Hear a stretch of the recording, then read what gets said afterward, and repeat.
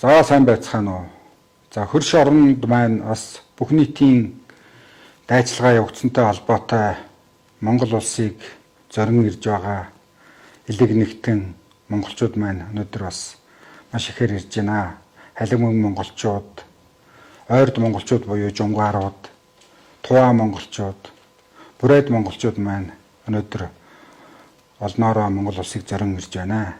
Энэ Монгол улсыг зорин ирж байгаа энэ монголчуудын маань хувьд монголчуудын хэлдгээр твдэж явхад твнээр тусалдаг. За төрөл ядрахаараа ургаа барааддаг, дураг ядрахаар уулаа барааддаг гэд бид нарынхаа зорин ирж байна.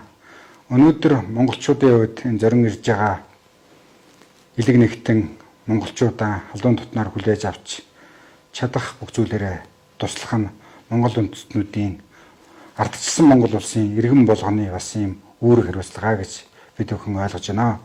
Ингээд Ховлтай аймгийн хувьд бол Монголоо зорин ирсэн энэ одоо монголчуудын Алтай нутагтаа урьж гин.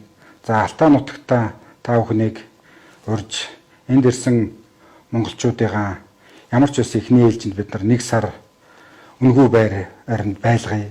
За цаашлаад энэ хугацаанд одоо 1 сарын хугацаанд та бүхнийг монгол хэлний сургалтанд хамруулъя. Монгол хэлийг сургая. За хоёрдугаар тэгтэр та бүхэнд бас энэ Монгол улсын одоо өнөөдөр хэрэгжиж байгаа хууль эрх зүйн орчныг та бүхэнд таниулъя. Мэдээж энэ хууль мэдэхгүй болмоос янз бүрийн одоо зөрчил гарах ийм одоо эрсдэл үүсдэг учраас Монгол улсад одоо хэрэгжиж байгаа хуулиудын таниулгыг хий. За дээр нь дахиад Монгол улсад одоо бизнес хийх боломж юу байдیں۔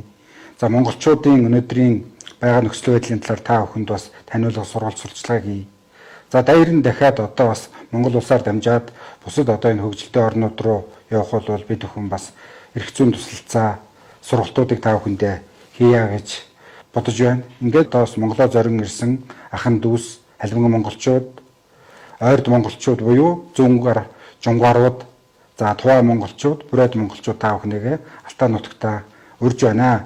За дээр нь хэлэхэд одоо бас энэ нийт монголчуудаа тэр дундаа алтайчуудаа хэлэхэд энэ Монголоо зорин ирсэн монголчуудаа бид бүхэн бүх талаараа халуун илгэмсэг тусч авч уулзаж учирч байгаа хүнээрээ туслах ёстой гэдгийг бол та бүхэндээ уриалах байна. Мөн одоо монголчуудын хувьд бол бас энэ дэр нэлээд санаачлагтай идэвхтэй одоо сошиал орчинд дэмжлэгтэй байгаад бид бүхэн бас их сайхан байна.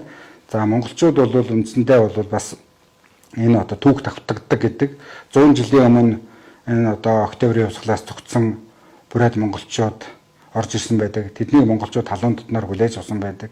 Мөн 1923 онд болсон халимагт болсон их хөлсгөлөнгийн үеэр Баруун аймгийнхан бол байдаг бүхнээ бариад энэ монголчуудад тусалсан байдаг.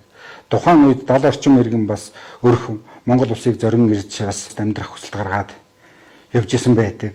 Ингээд одоо Монгол үндэстнүүдийн хувьд өнөөдөр ч гэсэн бас бие биендээ туслах.